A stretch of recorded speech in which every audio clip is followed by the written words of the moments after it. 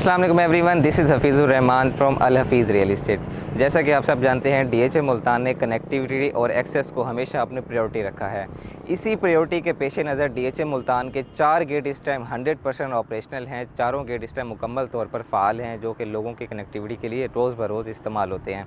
इन gets की मैं आपको फ़हरिस्त बताऊँगा, उसके बाद डिलीवरेंस वाइज आपको इनकी सीक्वेंस बताऊँगा, ताकि आपको पता चले कि कब और किस टाइम पीरियड के अंदर, किस टाइम फ्रेम के अंदर डीएचए मुल्तान ने कौन से गेट को ऑपरेशनल किया और उस गेट की क्या इंपॉर्टेंस है। जहाँ तक बात है मेरी, तो मैं इस टाइम खड़ा हूँ इकबाल गेट एमपीएस रोड पर, जो कि हाल ही में इनॉग्रेट किया गया है डीएचए मुल्तान की तरफ से, और इस टाइम ये फुली ऑपरेशनल है, फुली फंक्शनल है। शाह यूसुफ गर्देज़ गेट, जो कि डीएचए मुल्तान का सबसे पहला गेट है जो डिलीवर हुआ था और इस टाइम सबसे इंपॉर्टेंस का हामिल है, क्योंकि सबसे ज़्यादा जो कनेक्टिविटी डीएचए मुल्तान को फ़राहम करता है, डीएचए मुल्तान को मुल्तान शहर से, वो यही गेट है।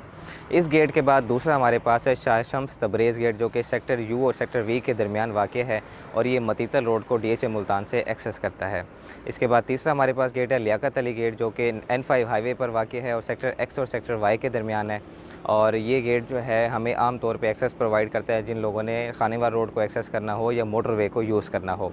इसके बाद चौथा सबसे लास्ट डिलीवर्ड और सबसे अहम गेट वो है इकबाल गेट, जिस पर मैं इस वक्त मौजूद हूँ। जी हाँ, मेरी बैक साइड पर आपको जो गेट नज़र आ रहा है ये इकबाल गेट है, जिसकी हाल ही में इनॉग्रेशन की गई है और इस टाइम ये गेट फुली फंक्शनल है, फुली ऑपरेशनल है। इसकी मेन बुलेवर्ड की एक साइड जो है इस टाइम डिलीवर्ड हो चुकी है, कंप्लीट है, जो कि लोगों के लिए इस टाइम ओपन है, जबकि जो दूसरी साइड जो है वो दिसंबर तक कंप्लीट हो जाएगी। अब इकबाल गेट की अगर मैं इंपॉर्टेंस की बात करूँ, तो इस गेट की इंपॉर्टेंस को सबसे ज़्यादा हाईलाइट करने वाली जो चीज़ है वो एमपीएस गेट है, एमपीएस रोड है, जिसके ऊपर ये गेट लाई करता है, क्योंकि ये रॉयल ऑर्चर्ड और नॉर्दर्न बाईपास के दरमियान में वाक़ करता है।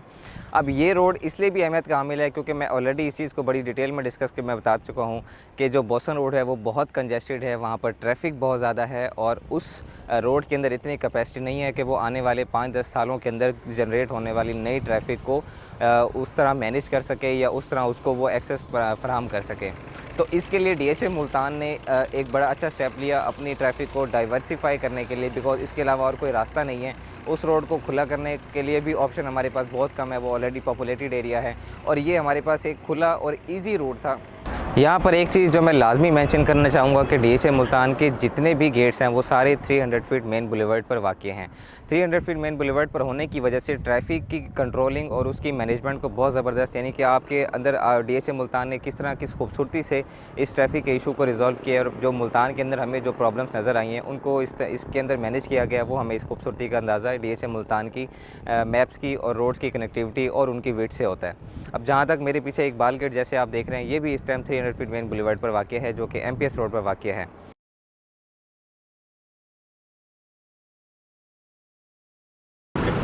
जहाँ तक इस गेट की ओपनिंग से इसकी एसोसिएट सेक्टर्स पर प्राइसेस के इम्पैक्ट की बात है, वहाँ पर मैं ज़रूर मेंशन करना चाहूँगा कि जो पोजीशन सेक्टर्स हैं जैसा कि सेक्टर एन या सेक्टर आई, उनके ऊपर तो डायरेक्ट इम्पैक्ट पड़ा है, क्योंकि उनके रेजिडेंट्स को और उनके क्लाइंट्स को एक बड़ा अच्छा एक्सेस मिला है और बड़ा ईजी एक्सेस मिला है मुल्तान शहर से कनेक्ट होने का।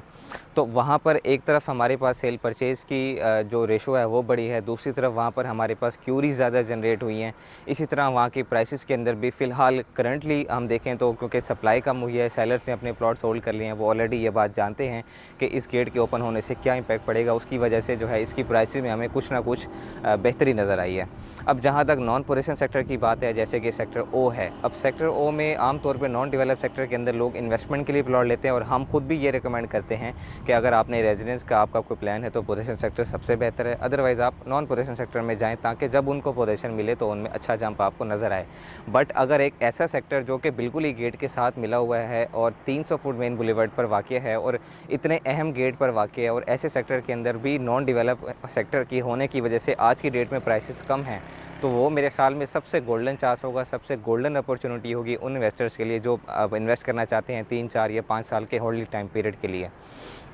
तो उसके लिए मैं यहाँ पे आपको ये ज़रूर मेंशन करता चलूँगा कि हमारे पास एफिडेविट फाइल्स भी अवेलेबल हैं, एक कनाल की सेक्टर ओ की, जिसमें आप हमसे परचेज़ कर सकते हैं, रब्ता कर सकते हैं, जिसमें आपको डेवलपमेंट चार्जेस अभी पे नहीं करने पड़ते, जिसमें कोई ट्रांसफ़र फ़ीसेस नहीं होती, कोई टैक्सेस नहीं होते एफपीआर के, इवन नॉन फाइलर भी उसको बगैर फ़ीसेस के परचेज़ कर सकता है बहुत आसानी के साथ। अच्छा, यहाँ तक बात है इनकी। इसके अलावा हमारे पास कंस्ट्रक्शन के प्रोजेक्ट हैं। ऑलरेडी सेक्टर आई के अंदर हमारे मल्टीपल प्रोजेक्ट्स चल रहे हैं। तो इसी तरह जो सेक्टर्स एमपीएस गेट से और इसके अलावा फर्दर जो सेक्टर्स हैं, उनके अंदर आप किसी भी सेक्टर के अंदर अगर कंस्ट्रक्शन की कोई क्यूरी रखते हैं या प्लॉट्स की सेल या परचेज़ की क्यूरी रखते हैं, तो उसके लिए हम आपको दे सकते हैं one of the best services. 2020 से हम यहाँ पे सर्विंग कर रहे हैं आप लोगों की, और कोशिश करता हूँ कि मैक्सिमम अपडेट्स आप लोगों तक पहुँचाऊँ। तो फ़िलहाल के लिए अपना जो हमारा राब्ता नंबर है स्क्रीन पर, उस पर राब्ता करें, और कोई भी क्यूरीज़ हो उसके लिए हमसे राब्ता करें, या कमेंट्स में अपना मोबाइल नंबर छोड़ें। मोबाइल नंबर लाजमी छोड़ा करें ताकि हम आपसे राब्ता कर सकें। और फ़िलहाल के लिए हमें दें इजाज़त। अल्लाह हाफ़िज़।